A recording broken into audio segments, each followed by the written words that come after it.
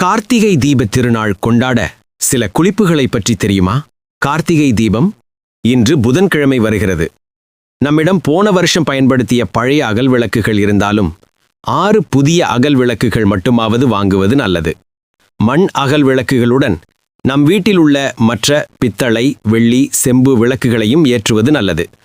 புதிய அகல் விளக்குகளை வாங்கி வந்தவுடன் ஒரு பாத்திரத்தில் நீர் நிரப்பி விளக்குகளை 4 மணி நேரமாவது போட்டு வைக்க வேண்டும்.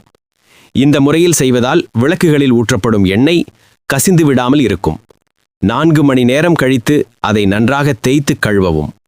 கழுவியத்தை வெயில் படும் இடத்திலே காய வைத்து எடுக்க வேண்டும். பழைய அகல் விளக்குகளை குதிக்கும் நீரில் துவைக்கும் சோப்பு சிறிது போட்டு ஊற வைக்கவும். அப்போதுதான் எண்ணெய் பிசுக்கு போகும். நன்றாக தேய்த்து கழுவி காய வைக்க வேண்டும். காய்த்த மண் அகல் விளக்குகளை எடுத்து மஞ்சள் குங்குமம் வைக்க வேண்டும்.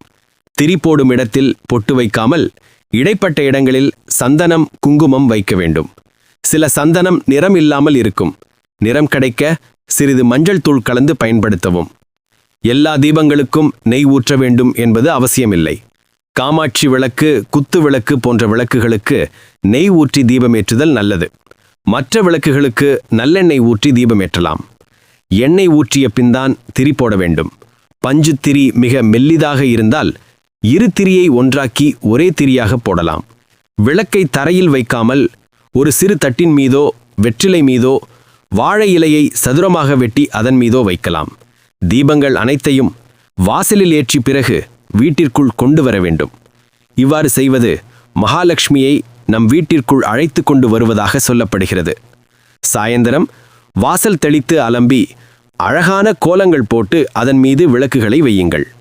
பச்சை அரிசியை முதலிலேயே ஊற வைத்து கோலம் போட வேண்டும். நேரமில்லை என்றால் அரிசி மாவு கொண்டு கோலம் போடவும். காலையிலேயே தலைவாசல் படிக்கு மேலே மாவிலை தோரணம் கட்ட வேண்டும். சிவனின் நெற்றிக் கண்ணிலிருந்து தீப்பொறிகள் கங்கையில் விழுந்து 6 குழந்தையாக முருகப்பெருமான் தோன்றியதால் சிவபெருமானுக்கு பொறி உருண்டை செய்து நிவேதியம் செய்வது விசேஷம்.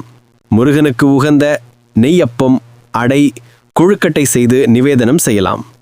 சில வீடுகளில் மாவிளக்கு எடுப்பதும் கொழுக்கட்டையை அகல் விளக்கு போல் செய்து 6 தீபமாக ஏற்றி வழிபடுவதும் உண்டு. குத்துவிளக்கு பூஜை கார்த்திகை தீபத்தன்று செய்வது மிகச்சிறந்த பலனை அளிக்கும். குத்துவிளக்கு தண்டு பகுதியில் பூ அல்லது மஞ்சள் கயிறு சாற்றி வழிபடவும். கார்த்திகை திருநாள் சிவபெருமானுக்கும் முருகனுக்கும் உகந்த நாள். முழுமுதற் கடவுளான விநாயகரை முதலில் வழிபட வேண்டும். மஞ்சளால் பிடித்த விநாயகர் பூஜைக்கு ஏற்றது. பிறகு சிவபெருமான், முருகன் படத்திற்கு அல்லது விக்கிரகங்களுக்கு சந்தனம், குங்குமம் வைத்து நமக்கு தெரிந்த மந்திரங்கள் 108 போற்றி சொல்லி வாசனை மிகுந்த பூவால் அர்ச்சனை செய்து வழிபட வேண்டும். நம்மால் முடிந்த நிவேதனங்களை செய்து கார்த்திகை தீபத்தை சிறப்பாக கொண்டாடலாம்.